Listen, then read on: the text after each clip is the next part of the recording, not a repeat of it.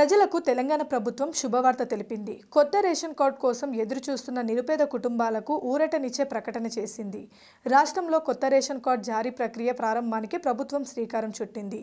ఇందులో భాగంగానే కొత్త రేషన్ కార్డులకు దరఖాస్తులను ఆహ్వానించేందుకు సిద్ధమవుతుంది. ఈ నెల 28వ తేదీ నుంచి దరఖాస్తులను ఆహ్వానించినట్లు తెలుస్తుంది.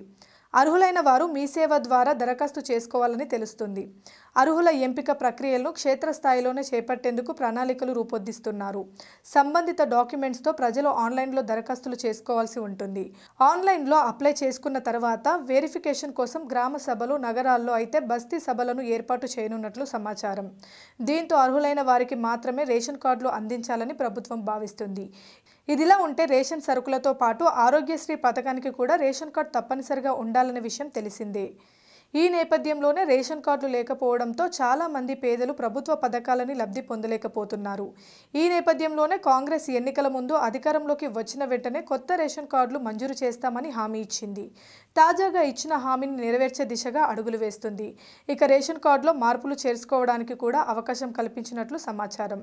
పెళ్లైన మహిళలు ఒక కార్డులో నుంచి మరొక కార్డులోకి మారడం, కొత్తగా చిన్నారుల పేర్లను కార్డులో చేర్చాలని ప్రతిపాదనలు వచ్చిన నేపథ్యంలో ఈ నెల 28వ తేదీ నుంచి వీరికి కూడా అవకాశం కల్పించనున్నట్లు సమాచారం. కొత్త రేషన్ కార్డులకు దరఖాస్తులు ఆహ్వానిస్తున్న తరుణంలో ఇప్పటికే ఉన్న కార్డుల్లో కుటుంబ సభ్యుల్ని చేర్చేందుకు అనుమతి ఇవ్వాలని నిర్ణయించినట్లు సమాచారం. ఇదిలా ఉంటే తెలంగాణ రాష్ట్రం ఏర్పడిన తర్వాత మొత్తం 6,47,297 కొత్త రేషన్ కార్డులు జారీ చేసినట్లు అధికార గణాంకాలు చెబుతున్నాయి. ఇక తెలంగాణలో ఇప్పటి వరకు మొత్తం 2.82 కోట్ల మందికి పైగా రేషన్ లబ్ధిదారులు ఉన్నారు.